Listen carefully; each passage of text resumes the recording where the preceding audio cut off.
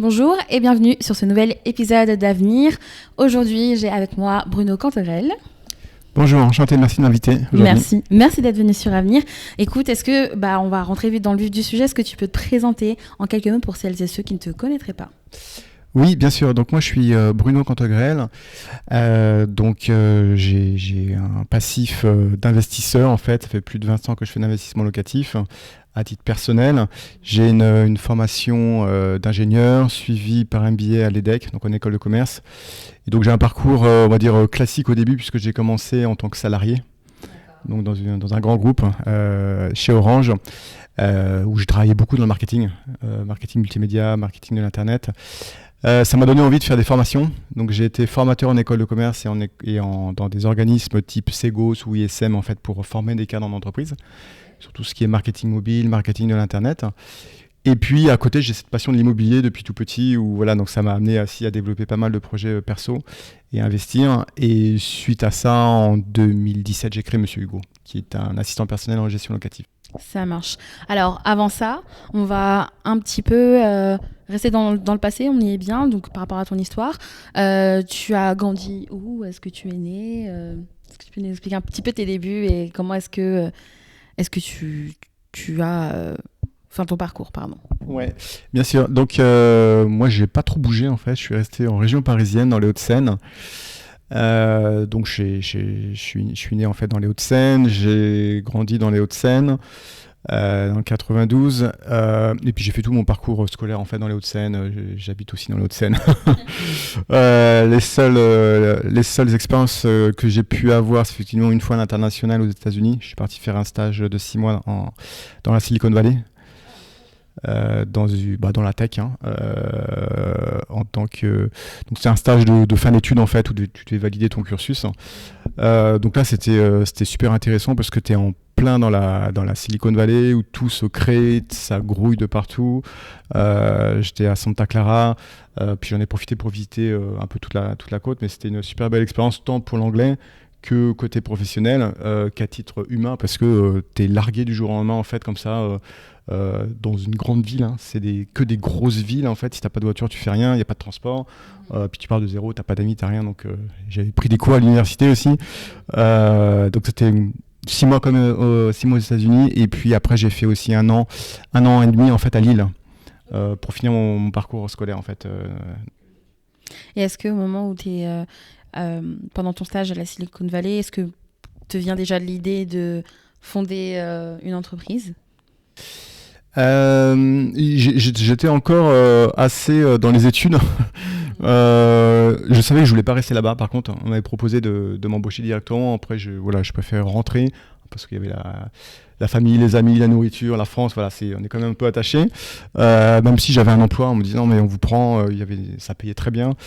Mais voilà, c'était pas mon souhait. Et puis finalement, en rentrant, c'est suite aux études que j'ai fait. Je fais 1 an et demi en MBA. Effectivement, que là, c'était un cursus pour m'ouvrir en fait sur d'autres thématiques que tout ce qui est ingénierie. Tout ce qui est marketing, commerce, création d'entreprise. Voilà. Et puis après, j'ai pris le goût aussi par la suite, le goût d'entreprendre, que je pense que je devais avoir finalement en moi caché. Mais ça s'est révélé qu'après les études, que tu es un peu d'entrepreneuriat, quoi. Ok, alors tout à l'heure, tu disais que finalement, tu as toujours été un peu passionné de l'immobilier depuis plus jeune. Qu'est-ce qui te plaît dans l'immobilier ? Alors, donc effectivement, moi, j'ai commencé tout petit, en fait, en jouant au Monopoly. J'adorais ça pendant toutes les vacances en fait. Je jouais au Monopoly, je gagnais souvent, j'achetais tout en fait. Top, c'était d'avoir des hôtels un peu partout. Et puis voilà, donc ça c'était pour le côté un peu gamification et jeux de société. Mais après pour revenir dans la vraie vie, c'est quelque chose qui est palpable, l'immobilier, que tu peux sentir, que tu peux toucher. Contrairement à des actions en bourse, à des plans d'assurance vie, à tout un tas de choses, même les CPI, enfin, tu vois, toutes les choses sur lesquelles tu peux investir. Tu mets un ticket, tu mets de l'argent, mais finalement, tu n'as qu'un contrat. Là, l'immobilier, c'est beaucoup plus vivant parce que tu achètes dans la pierre. Après, moi, je suis très manuel, donc j'aime bien faire les travaux. Donc, tu vois, c'est ce que tu peux faire dans l'immobilier. Tu peux travailler. Donc j'ai commencé au début avec mon père pour retaper des studios. Et puis après, tu as le côté humain parce que tu as des locataires. Donc tu as un peu de boulot, quoi. Tu vois, ça tombe pas tout seul. Puis c'est des nouveaux process à découvrir, des nouvelles façons de travailler, et puis aussi le fait de pouvoir avoir des revenus mensuels. Il y a aussi ça il faut en parler. Mais après, il y a aussi toutes les petites emmerdes à gérer à côté, tous les locataires.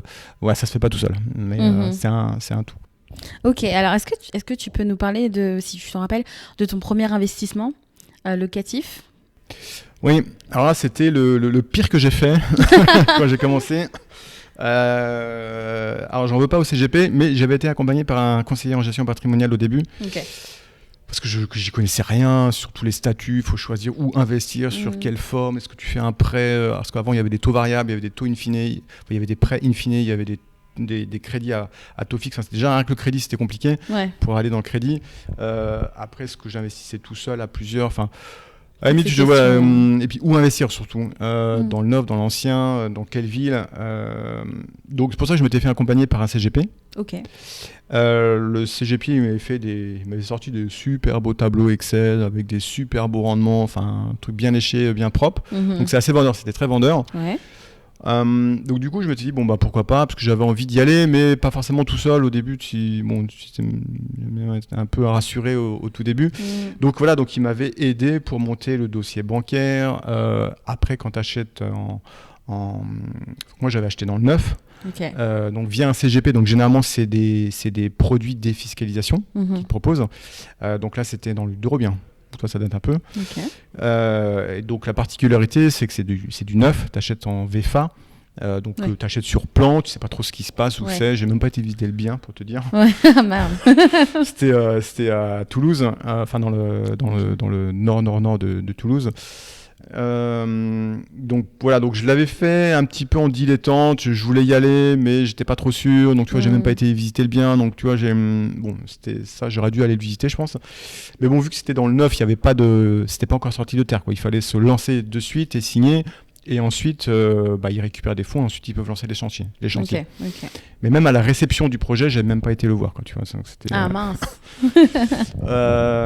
Et donc en fait, pourquoi je t'ai dit que c'était l'investissement le plus pourri que j'ai fait parce que j'ai commencé par un prêt bancaire à taux variable.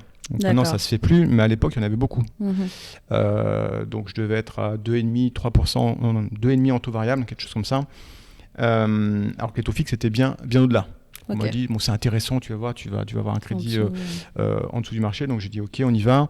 Après, tu n'avais pas les mains mises dessus parce que c'était un Foncia. C'était un autre gestionnaire. C'était Foncia qui allait gérer le bien. Donc moi, j'avais pas besoin de m'occuper de la gestion ni de la mise en location. Enfin, globalement, j'avais pas besoin de faire grand-chose, hormis d'aller chez le notaire et de signer. Et puis en fait ça a pas super bien marché parce que déjà il y a eu du retard dans la livraison. Donc tu te prends 6 mois de retard, limite. Maintenant c'est normal les retards. Projet immobilier qui a pas de retard, c'est bizarre. Et puis ensuite ils ont mis beaucoup de temps pour trouver des locataires.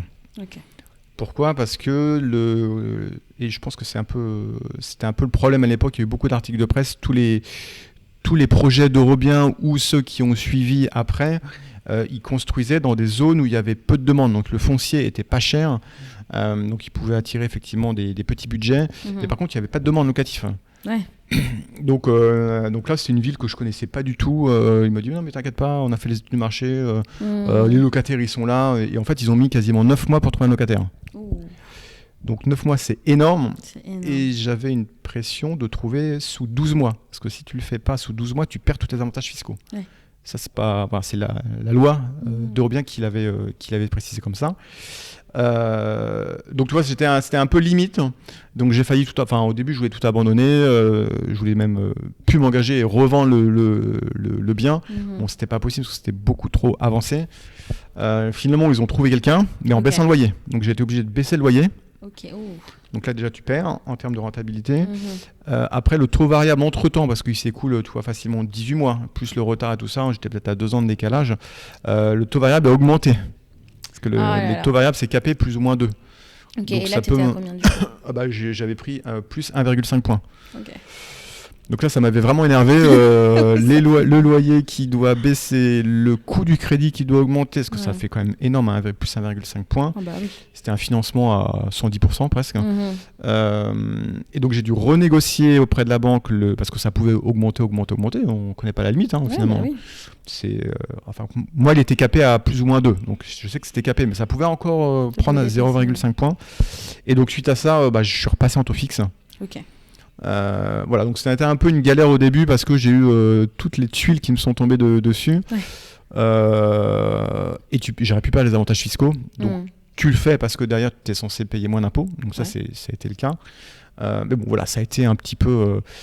Les démarrages ont été difficiles. C'était loin des parties de Monopoly, quoi. Et alors, du coup, aujourd'hui, est-ce que tu peux décrire un peu l'investisseur que tu es? Quels sont tes critères, du coup, d'investissement? Alors, donc, suite à ça, je me suis dit, bon, ok, c'est un premier départ. Peut-être qu'il y a eu un petit loupé au démarrage. Donc, je me suis dit, bon, on va continuer et on va aller rester sur des petits budgets. Ok. Mais pas dans du Eurobien, plutôt dans un autre modèle où là, pareil, on m'avait conseillé d'investir en résidence de service. En résidence de service. Donc, okay. c'est tout ce qui est hôtellerie, tourisme, EHPAD, résidence étudiante.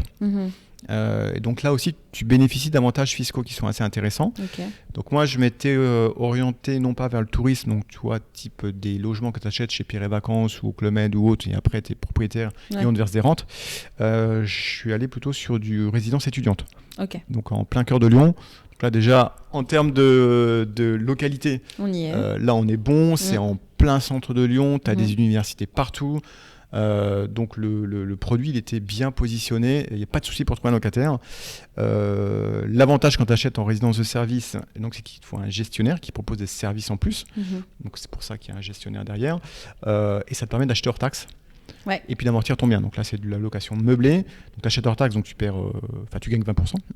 Enfin à l'époque c'était 19,8. Et puis après tu as un bail commercial. Donc ça c'est encore une nouvelle façon d'exploiter. Ouais.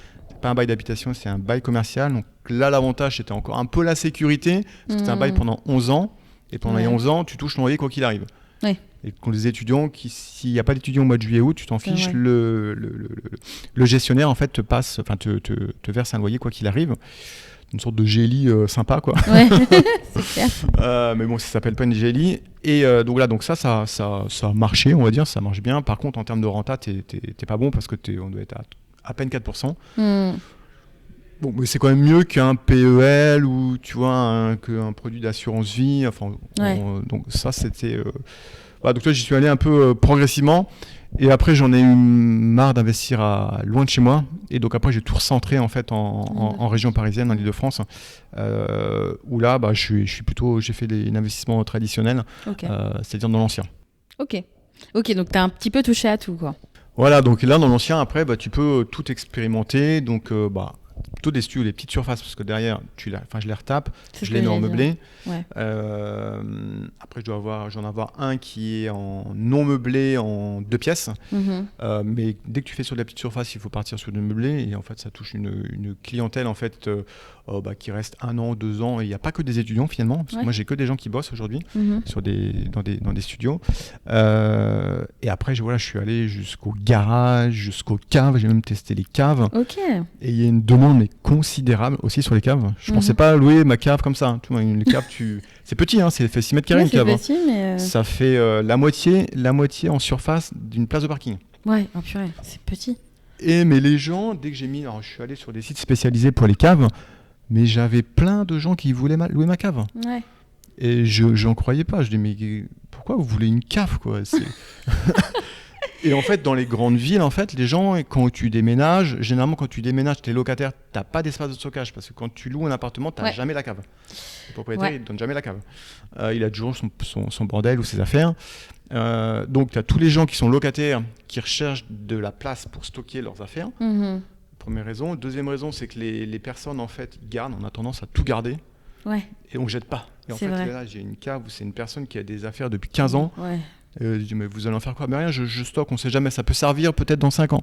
Bon, là, ça fait quasiment 8 ans qu'elle n'a pas été voir ses affaires dans la cave. Et elle.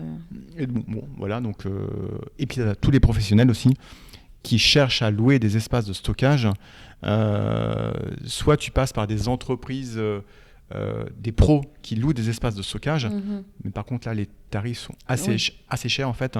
Ouais. Les jeustock.com, enfin tous les espaces. Et sinon après tu passes par des particuliers, et là on est sur des tarifs plus grand public en fait, et donc on est quasiment 2 fois moins cher que les professionnels quoi, pour faire du stockage. Et parce que c'est vrai, alors si je me trompe pas, maintenant les nouvelles constructions, enfin tout ce qui est immobilier neuf, ils font plus de caves maintenant. Donc et donc ça va, la demande elle va être, la demande elle va encore. La demande elle est bien là, et donc voilà, donc ça c'est aussi quelque chose que je sais qui marche bien. Après il faut que la cave elle soit saine, faut pas qu'il y ait d'humidité. Ouais, c'est ça. Généralement à Paris tu vois c'est assez humide, les caves elles sont en terre battue. Ouais. Donc là il faut quand même que la cave soit un peu saine pour pouvoir louer quelque chose. Et puis là dernièrement j'ai expérimenté encore autre chose, c'est la vente aux enchères, aux adjudications. La vente à la bougie, donc ce sont des logements en fait qui sont récupérés par l'État parce qu'il n'y a pas de successeur en fait, donc il y a une personne qui est décédée, le notaire est chargé de l'affaire, il y a personne qui veut le reprendre, enfin il n'y a pas de successeur, ou en tout cas il doit en faire quelque chose. Donc lui il va le vendre, il ne va pas le garder pour lui. Et donc ça passe à des ventes aux adjudications. Donc tu as des notaires qui montent des commissaires-priseurs je crois, qui montent des ventes aux enchères. Et en fait, tu as tout un tas de logements à louer, appartements, logements, maisons, immeubles aussi. Ils vendent un peu de tout. Et c'est à la bougie. Ok, d'accord. Donc avant, c'était des vraies bougies. Maintenant, c'est des bougies informatiques. Mais le principe, c'est tu as un prix qui est donné, mise aux enchères à 100 000 euros. Après, tu as des paliers, plus de 2000. Donc ça augmente de 102 000, 104 000. À chaque fois qu'il y a quelqu'un qui dit « Ok, ça m'intéresse », la personne en fait augmente. Et après, tu as une bougie qui se consume. Et quand la deuxième bougie est totalement consumée, c'est le dernier qui a parlé qui remporte la mise. Ok. Donc c'est un peu comme un jeu, si tu veux, c'est la mais un jeu dans la vraie vie, qui est un peu stressant parce que soit tu peux l'avoir, mais tu as toujours souvent des gens, beaucoup de professionnels qui sont là pour surenchérir. Il y a beaucoup de professionnels du bâtiment qui sont là, beaucoup de marchands de biens, très peu de particuliers comme moi qui y vont. Parce que c'est un peu méconnu. Et puis c'est dans la journée, il faut avoir le temps, il faut monter un dossier, il faut amener un chèque de banque, tu n'as pas le droit d'emprunter parce qu'il faut payer cash de suite. Ok. Donc il y a un peu des inconvénients, mais tu es censé l'acquérir un petit peu en dessous du prix du marché. Tu as peut-être une décote de 10%, quelque chose comme ça. Donc ça c'est quelque chose que j'ai fait et j'ai réussi à remporter l'enchère. Wow. Au dernier moment. Après c'est un petit jeu avec tes adversaires en fait sur la place du jeu où tu surenchéris, t'espères que l'autre va pas Après généralement tu finis à 2. Une fois que t'en as 5 ou 6 qui sont sortis du jeu, t'en as plus qu'un avec qui tu luttes pour essayer d'avoir l'enchère et tu dis j'espère que là il va pas faire une enchère. Parce qu'il faut quand même se mettre un plafond. Donc moi je m'étais mis un plafond et je suis passé à juste en dessous du plafond que je m'étais fixé quoi. Ok. On revient un peu à ce truc du Monopoly, la gamification qui te plaisait au début. Ça c'est cool, c'est à faire quoi. C'est essayer avec des contraintes aussi liées aux enchères, mais c'est intéressant pour se diversifier. Et après ça reste du locatif, mais en termes d'acquisition et de source d'acquisition, ça peut être intéressant d'aller sur ce type de produits. Ok. Alors on va parler un peu de Monsieur Hugo. Ok. Alors est-ce que tu peux me pitcher Monsieur Hugo? Qu'est-ce que c'est? Alors, Monsieur Hugo, donc, moi je l'ai créé en 2017 avec plusieurs associés. L'idée, c'est de pouvoir proposer une plateforme de gestion locative pour les bailleurs. Quand je dis bailleur, ça peut être un particulier ou un pro qui a plusieurs biens à gérer pour le compte de particuliers. Et donc, l'idée, c'est de proposer une plateforme de gestion locative la plus complète du marché qui va traiter tous les soucis. Donc on traite les pannes, les fuites, les litiges, les impayés, les problèmes avec les locataires et l'ensemble des frais des avocats, des juristes, des artisans, des huissiers qui interviennent pour traiter les problèmes en fait sont pris en charge par Monsieur Hugo. Ok.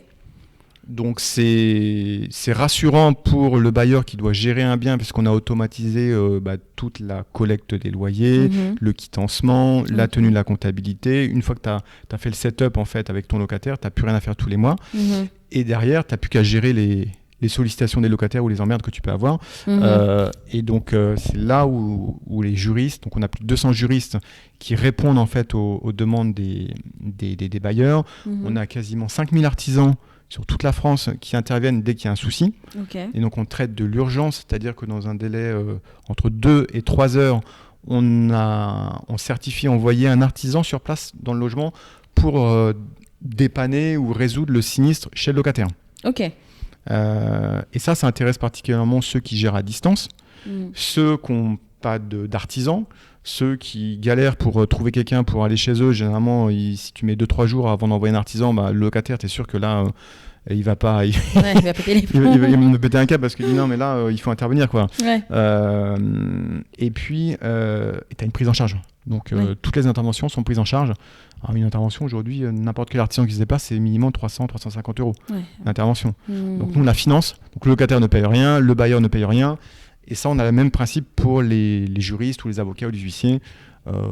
Donner un exemple, si un locataire ne veut pas entretenir le bien, s'il fait de la sous-location, peut-être que ça va arriver avec les JO, si il ne paye pas son loyer, il ne veut pas quitter le logement, si c'est le bordel dans la coloc, enfin bref, quel que soit le souci que tu as dans le logement, au lieu d'essayer de régler le problème à l'amiable, généralement c'est compliqué, ça ne marche pas. Nous, soit tu passes par la case avocat, mais c'est pas donné un avocat, voilà. Nous, on met à disposition des juristes. Donc, ce sont tous des juristes qui sont en France, à Paris, qui ont tous une expertise en droit immobilier et qui font de la veille immobilière et qui traitent les litiges. Comme si tu avais ton avocat dans ta poche, quoi. Ok, c'est top. Donc, oui, dis-moi. Et donc, si tu n'as pas et aujourd'hui, le problème en France, c'est que la réglementation, elle est compliquée. Elle est souvent en faveur des locataires. Ils sont protégés, les locataires, aujourd'hui. Ils ont tout un tas d'associations et d'aides juridictionnelles qui les aident à lutter contre les méchants bailleurs. Et donc, en tant que bailleur, si tu n'as pas un service juridique, tu prends cher, quoi, c'est compliqué. Donc là, ça te permet d'externaliser en fait ton service juridique parce que tu vas pas prendre un juriste si tu as un bien ou deux, trois, même une dizaine de biens ou une cinquantaine de biens, quoi. Le juriste, il faut le payer, ça coûte cher. Donc nous, on propose d'externaliser la partie juridique, tout ce service juridique, tout comme on le fait avec les artisans, quoi. On externalise la boîte d'artisans, qui est une grosse boîte, parce qu'on a plus que 5000, il y a plus de 5000 artisans qui interviennent sur toute la France, quoi. Et comment du coup vous créez ce réseau d'artisans c'est vous qui les sélectionnez? Est-ce que c'est eux qui proposent leurs services? Alors nous, on a quand on s'est lancé sur le marché, on a 2 licences pour opérer sur le marché. Une licence, on a la carte G, et on a aussi on est courtier en assurance. Donc le fait d'être courtier en assurance, ça nous permet de monter des offres sur mesure avec les assureurs. Donc là, on travaille avec AXA, Allianz, Mondial Assistance, Mila, donc on a tout un tas d'assureurs. Et donc on a monté des offres, une offre sur mesure avec Mondial Assistance. Alors Mondial Assistance, tu as dû en entendre parler, je pense.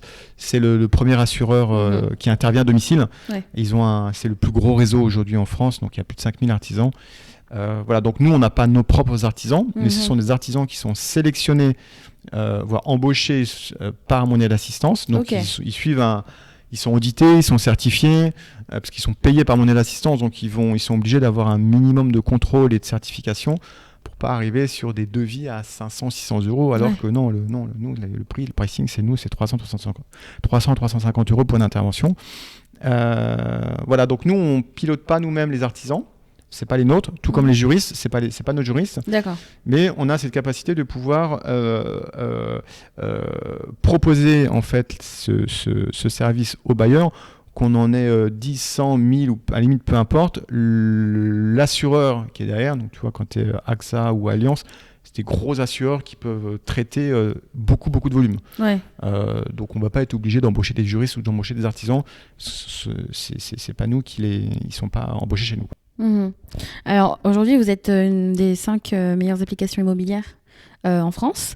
Est-ce que tu peux nous parler un petit peu des fonctionnalités phares ou préférées des utilisateurs de Monsieur Hugo? Oui, alors ce qu'ils adorent en fait, il y a plusieurs choses. Le premier, c'est le fait qu'on prélève les loyers. Ok.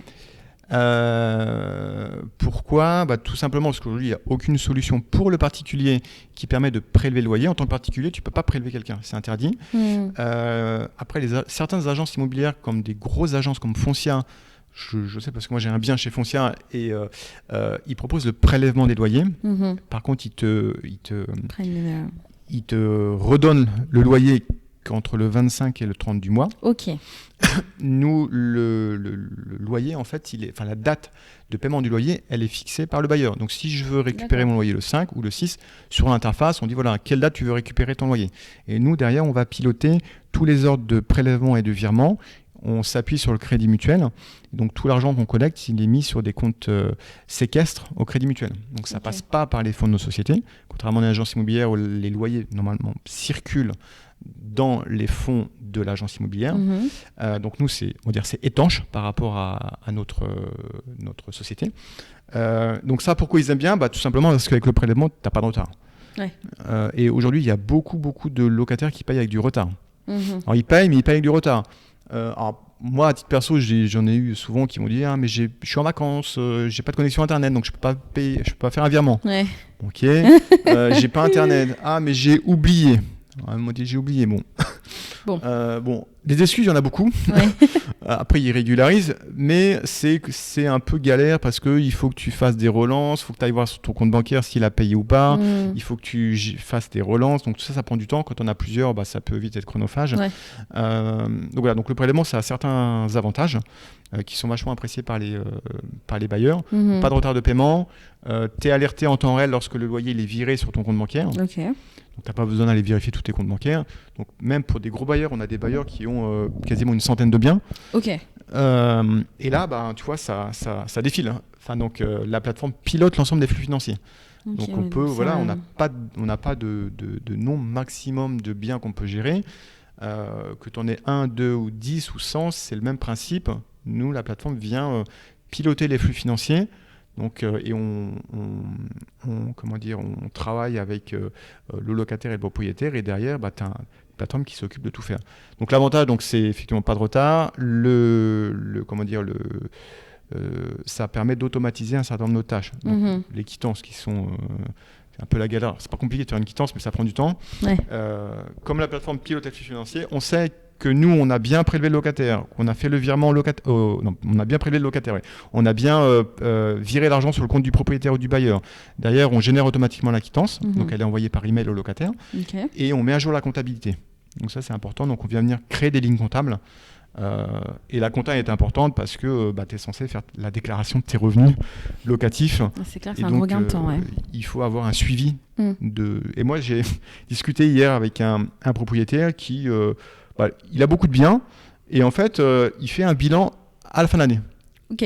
Donc, et il s'est aperçu en fin d'année, tiens, j'ai eu un trou, j'ai un locataire qui a oublié de me payer. Tu vois, après, c'est pas méchant. Enfin, le locataire, il a oublié, donc il a régularisé. Mais le fait de ne pas avoir un suivi régulier, tu peux t'apercevoir qu'il y a des trous dans la raquette. Et si le locataire est parti entre-temps, c'est pour ta pomme, quoi. C'est ça.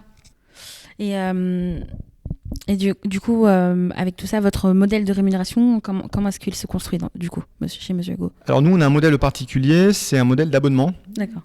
Qui n'est pas du tout basé comme celui que tu peux avoir en agence immobilière où on te prend un 8% généralement des loyers. Nous, c'est un abonnement fixe qui est à 27 € par mois.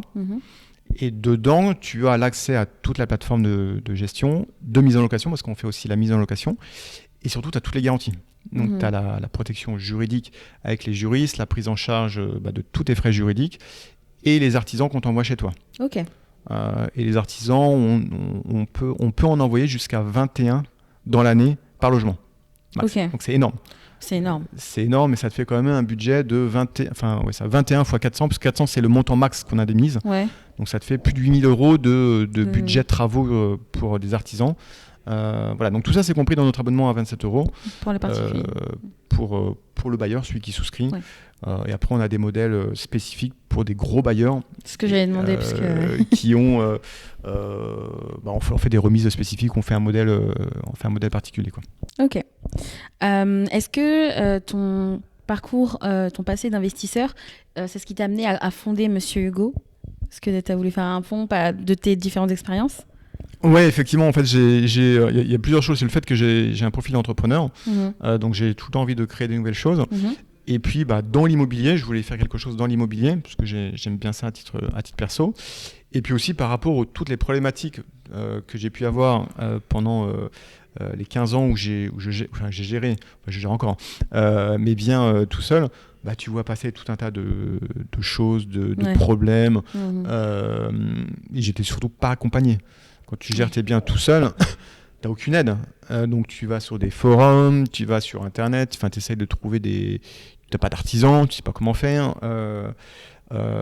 Donc c'est plus le manque de ne pas être accompagné tant sur la partie juridique et même pour gérer les dégâts du quotidien qui était un peu difficile à appréhender. Et en fait, j'ai pas trouvé de modèle aujourd'hui qui existait. Aujourd'hui, si tu veux, quand tu as un bien, quand tu es propriétaire, soit tu passes par le modèle classique, l'agence immobilière. Aujourd'hui, il y a 25% du marché qui a confié son logement pour la gestion à une agence immobilière. Tu vois, c'est pas beaucoup quand même. C'est pas beaucoup, ouais. Et les 3/4 du marché, donc des particuliers, gèrent par eux-mêmes. Ok. Et quand tu dis gérer par eux-mêmes, c'est à l'ancienne, c'est avec Excel. Donc entre le Excel et l'agence immobilière, il y avait pas vraiment de solution existante aujourd'hui. Après, tu peux trouver quelques petits logiciels de gestion en ligne, mais qui sont trop basiques. C'est des Excel améliorés et tu n'as pas d'aide, tu n'as pas de support, tu n'as aucun accompagnement derrière. Donc tu as un petit logiciel que tu mets sur ton PC, ça te permet de cliquer sur un bouton pour envoyer une quittance, ce genre de choses, mais ça reste assez limité. Donc nous, on voulait quelque chose de beaucoup plus complet. Et le fait est qu'on propose des produits d'assurance. Tu as toute ton expérience qui est concentrée dans l'interface. Pour un logement, tu peux avoir tous tes produits d'assurance. Donc tu as assurance habitation, type P&O, tu peux avoir une garantie loyer impayé, tu as la protection juridique, tu as le dépannage d'urgence, tu as la gestion et tu as la fiscalité aussi. Parce qu'on n'a pas parlé, mais la fiscalité, c'est nos experts comptables produisent les liasses fiscales et les transmettent au centre des impôts. Donc on récupère les données comptables qu'on a dans la plateforme et les experts comptables peuvent derrière analyser tout ça, produire le bilan, produire la liasse fiscale, le transmettre aux impôts. Donc finalement, la boucle est bouclée. Oui. Tu trouves un locataire, tu le mets dans le logement, tu le gères, tu as un soutien via des juristes ou des artisans et derrière, tu déclares tes revenus. Et ça, c'est la partie la plus facile puisque le propriétaire, il n'a rien à faire. C'est clair. Ce que j'allais dire, c'est finalement, il a une charge mentale en moins qui est énorme quand même. Il y a beaucoup de choses à délaisser, à ne pas s'inquiéter. C'est un gros stress en moins, j'imagine. Ouais. Mais la fiscalité, c'est le deuxième plus gros sujet après la partie juridique. C'est compliqué, la fiscalité. Toi, rien que pour dire, nous, on supporte plus de 48 régimes fiscaux différents. Ok. C'est énorme. C'est énorme. Et on couvre tout ce qui est location nue, meublée, saisonnière, que tu détiens en nom propre, en SCI-LIS, à l'IR, en SARL de famille, plus toutes les lois de défiscalisation, les Pinel de Robien et tout ce qu'il y a. Donc tu vois, quand tu additionnes tout ça, ça fait beaucoup de lois. Et après, par régime, tu as est-ce que tu déclares au réel, est-ce que tu déclares forfait via un abattement. Donc tu as tout ça à prendre en compte. Et les propriétaires, ils sont un peu perdus ou ils n'ont pas le temps. J'imagine. Et puis, il n'y a personne que je connais qui a un profil d'expertise comptable. Alors ce serait vraiment le jackpot. Même les experts. Ce matin, j'étais avec un client qui est pas expert comptable, mais qui est dans la finance. Ok. Tu vois, ça lui parle quand tu lui parles d'amortissement. Les travaux, tu les passes en charge en amortissement. Mais lui, il a juste pas le temps de le faire. Tu vois, mais parce que lui, il a un profil un peu financier, donc il a certaines notions. Mais le propriétaire lambda ou le bailleur lambda, il a pas forcément des connaissances fiscales pour choisir ton véhicule juridique. Est-ce que tu investis en société, en nom propre, quel régime tu choisis après. Et donc tout ça, effectivement, nous on l'a allégé, on l'a rendu beaucoup plus fluide. Et finalement, pour le bailleur, on lui fait un petit audit. S'il ne sait pas où il va et comment y aller, on lui dit tiens, on te propose plutôt ce format-là d'investissement. Par exemple, tu peux être en LMNP si tu veux, ça nous paraît intéressant. Et derrière, on s'occupe de la partie plus opérationnelle. Ok. Alors, tu es aussi à côté chroniqueur chez Proprio à tout prix ? Oui. Est-ce que tu peux nous parler un petit peu de ce que tu fais du coup dans l'émission ? Oui, donc j'interviens en tant que chroniqueur là, depuis plusieurs mois, donc Proprio à tout prix, une émission qui passe sur les chaînes du groupe M6. Donc moi, j'interviens sur des problématiques autour de la mise en location, de la gestion. Donc c'est une chronique en fait où l'idée, donc là, la cible, c'est les particuliers qui regardent l'émission. Donc j'interviens pour donner des exemples. Les dernières émissions, ça a été sur comment démasquer un faux dossier de location. Il y en a une autre sur c'est quoi les erreurs à pas commettre quand tu fais un bail de location. Donc à chaque fois, c'est sur des problématiques clients et qui sont pas connus ou compliqués, et j'essaye de le vulgariser, d'être un peu pédagogue là-dessus pour expliquer effectivement comment ça fonctionne et quels sont les outils ou les méthodes à utiliser pour pouvoir louer en conformité avec la réglementation, essayer de passer un petit peu moins de temps à gérer ses biens par soi-même. Voilà, c'est une émission passionnante. Et d'ailleurs, du coup, on parle de conseils et de méthodes. Est-ce que tu pourrais nous donner 2 méthodes pour justement faire en sorte que cette opération-là, elle se passe bien, notamment la relation avec... Alors, avec les locataires ? Ouais. Alors, le premier, c'est peut-être du bon sens, mais c'est de ne pas considérer le locataire comme un locataire, mais comme un client. Ok. Donc, tu es dans une relation commerciale, et donc ne pas voir le locataire comme quelqu'un qui est juste là pour te payer, mais il faut être à l'écoute du locataire, et s'il t'appelle parce qu'il y a un souci, tu dois interagir tout de suite. Si c'est grave, tu interagis rapidement. Si ça peut attendre, il attend un peu. Et voilà, donc ça c'est important parce que si tu veux que le locataire reste le plus longtemps possible, c'est ce que tout le monde veut, on ne veut pas changer le locataire tous les ans, il faut que tu entretiennes des bonnes relations, que tu sois à l'écoute. Donc ça, je dirais, c'est les petites attentions et le fait de t'assurer de répondre aux demandes. Donc ça passe aussi par avoir un logement propre et décent. Donc ça, c'est côté propriétaire, mais ça, c'est important aussi. Donc ça, c'est la première chose.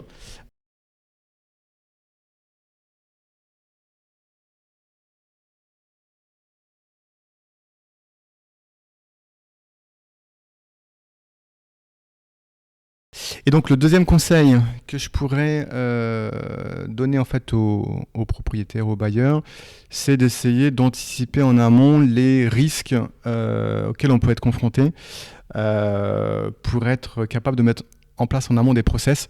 Si tu as un problème avec un locataire, par exemple, je sais pas, un locataire tu découvres qu'un locataire fait de la coloc, il en fait de la sous-location plutôt, ou loue ton logement sur Airbnb. Moi, ça m'est arrivé, là récemment, j'ai découvert mon logement sur Airbnb, je me dis mais qu'est-ce que c'est que ce truc là, mais c'est mon logement ça.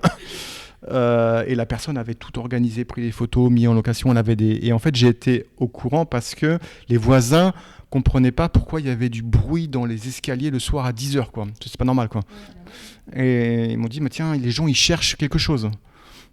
Et là, c'est là que j'ai compris qu'il y avait la locataire faisait de la sous-loc sur Airbnb. Du coup, j'ai mis fin au bail. Elle a compris, il n'a pas cherché à s'expliquer. J'avais pris des copies d'écran de l'annonce qu'elle a mise sur Airbnb. Et donc, quel que soit le problème, effectivement, il faut essayer d'un peu d'anticiper les process. Se dire si j'ai un locataire j'ai des soucis avec un locataire, qu'est-ce que je fais? Exemple, je sais pas, j'ai des volets roulants qui veulent plus fermer, ou j'ai un problème avec un ballon d'eau chaude. Là, c'est plutôt sur l'urgence, c'est de se concentrer sur des problèmes urgents à gérer. Te dire, ok, il faut que j'essaye en amont de trouver un plombier, même si j'en ai pas besoin, mais au moins ça prend du temps. Trouver quelqu'un à côté qui veuille bien se dépasser, en qui tu as confiance, et de le rencontrer.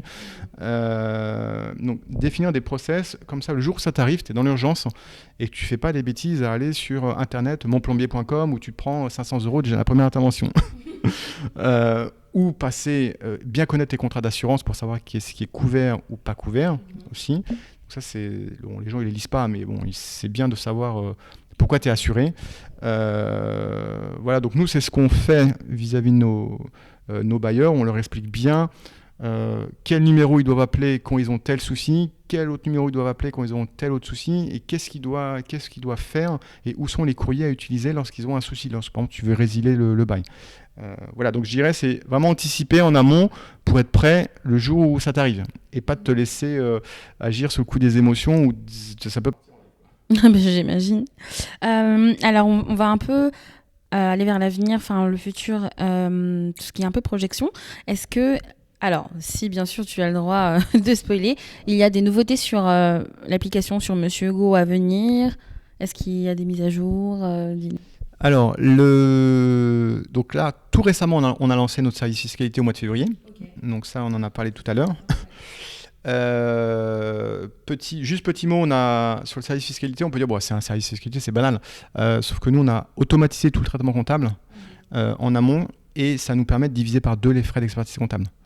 Donc au lieu de payer 600 à 700 euros à l'année un expert comptable, c'est les tarifs aujourd'hui, nous on propose une prestation équivalente à un cabinet comptable pour moins de 300 euros. Et quel que soit le format, même si tu es en SCI, généralement les comptables ils surfacturent quand tu es en SCI, et là c'est le même prix. Donc ça c'est une autre offre qui a été lancée là, qui a remporté un franc succès. Et dans les futures choses qui vont arriver et qu'on nous demande régulièrement, c'est les visites et les états des lieux. Donc nous on ne les fait pas parce qu'on n'est pas une agence immobilière pignon sur rue, mais on a de la demande. On a beaucoup d'investisseurs qui sont pas à côté du logement qu'ils ont acheté parce que comme ils cherchent un petit peu de rentabilité, t'investis pas au pied de ta porte. Et donc là on va lancer un service de délégation de visite et d'état des lieux. Donc tu pourras sous-traiter à un professionnel les visites. Donc tu achèteras des jetons. Tu dis voilà, j'achète 5 jetons pour faire 5 visites, un jeton pour faire un état des lieux, et donc tu auras un professionnel qui va aller faire l'état des lieux d'entrée avec le locataire. Tu pourrais tout faire à distance, commander. Tu commandes en fait. Ouais. C'est une sorte de Doctolib pour l'état des lieux ou pour les visites. Voilà, donc ça c'est ça qu'on va prochainement en fait mettre à dispo pour tout ce qui est remise en location, notamment Mais moi les visites c'est toujours un peu galère parce que c'est toujours la même chose.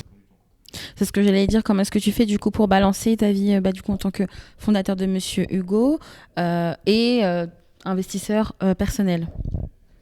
Donc du coup j'ai mis en place des process pour gérer. Après moi les biens ils sont pas très loin de chez moi donc je peux les gérer beaucoup plus facilement. Je sais pas 1 heure ou 3 heures de transport pour aller régler un souci. Et puis après on est plusieurs dans l'équipe donc on arrive à se répartir les tâches en fait sur la gestion de Monsieur Hugo quoi. Oui, j'allais dire justement, je ne t'avais pas demandé, mais chez Monsieur Hugo, vous êtes combien du coup de collaborateurs aujourd'hui? On est une dizaine de personnes, il y a une grosse équipe de tech. Pourquoi ? Parce que ça fait depuis 2017 qu'on développe, qui est assez long et tout, mais comme dans le bâtiment, c'est très long. Et puis on a une grosse plateforme qui est connectée aux banques, aux assureurs, au ministère du Logement, des acteurs comme DocuSign. Donc voilà, ça a été assez long à mettre en place. Et puis il y a tout constamment du développement. En fait, c'est pour ça qu'il y a une grosse équipe de tech derrière. Quoi. Et c'est combien d'utilisateurs aujourd'hui d'ailleurs ? On a 3500 lots gérés sur la plateforme. En logement, que ce soit partout maison. Ça, voilà. Donc après, les propriétaires ou les bailleurs ont entre 3 et une moyenne de 3-4 biens. Okay. À peu près, quoi. Ouais, 3-5 biens, oui, ça dépend. Sauf après, il y a des exceptions, il y en a qui en ont 80-100, mais ça, c'est très rare. Ouais. Plutôt sur le côté investisseur, est-ce que tu as d'autres projets d'investissement à venir et si oui, lesquels ? Alors là, je suis en train de mettre en place, en fait, de tester plutôt la location saisonnière. Donc sur le bien que j'ai eu acquis aux enchères, là, ce qu'on disait au tout début. Donc ça, je pars de zéro parce qu'on parlait de process, mais il y en a beaucoup plus pour le saisonnier. Parce qu'en plus, tu as le ménage, il faut mettre en place des process pour le ménage. Il faut la blanchisserie, pour laver le linge, les draps et tout ça. Donc ça, c'est compliqué. Donc ça, il y a une petite organisation à mettre en place. Après, tu as des modèles clés en main type conciergerie. Mais ça coûte assez cher. C'est entre 25 et 30% de commission sur le chiffre d'affaires réalisé. Donc moi je vais pas trop aller là-dessus, donc c'est pour ça que j'essaye de mettre en place il y a des acteurs, il y a des sociétés sur le marché qui existent, mais voilà, il faut bencher, il faut voir si ta ville elle est couverte parce que c'est des gens qui se déplacent. Rien que pour le linge, c'est pas évident de trouver j'ai pas porté le linge à la main la blanchisserie quoi. Donc là il faut trouver un système où tu as des personnes qui viennent récupérer le linge, le porter à la laverie. Voilà, donc ça existe, mais voilà, toutes les villes ne sont pas couvertes, il faut comparer les offres. Et puis après, voilà, il faut que l'appartement soit super bien décoré, bien nickel. Enfin, on est dans de l'accueil voyageur et on n'est plus dans la location. Donc la relation client, elle est bien plus avancée. Je parlais de la relation client tout à l'heure, mais là, elle est bien plus avancée parce que toi, il faut en plus mettre sel, poids, une petite bouteille quand les personnes voyageurs vont arriver. Il faut savoir s'ils sont bien arrivés. Enfin, toi, il y a différents points de contact que tu peux utiliser pour t'assurer que tout se passe bien parce que les personnes, elles sont là 4-5 jours. Et donc, il faut que tout soit nickel parce qu'après, ils te laissent des notes. Et si tu veux exister sur les plateformes comme Airbnb, si tu n'as pas de bonnes notes, en fait, ton annonce, elle ne remontera jamais, quoi. Alors, peut-être dernière question.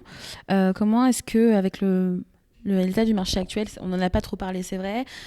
Certains parlent d'une hausse, ils sont plutôt optimistes pour ce qui va venir. D'autres disent que c'est encore un peu, un peu fragile, on va dire. Toi, quel est ton ressenti par rapport à ça et comment est-ce que tu te projettes sur le marché de l'immobilier, que ce soit avec Monsieur Hugo ou en tant qu'investisseur personnel?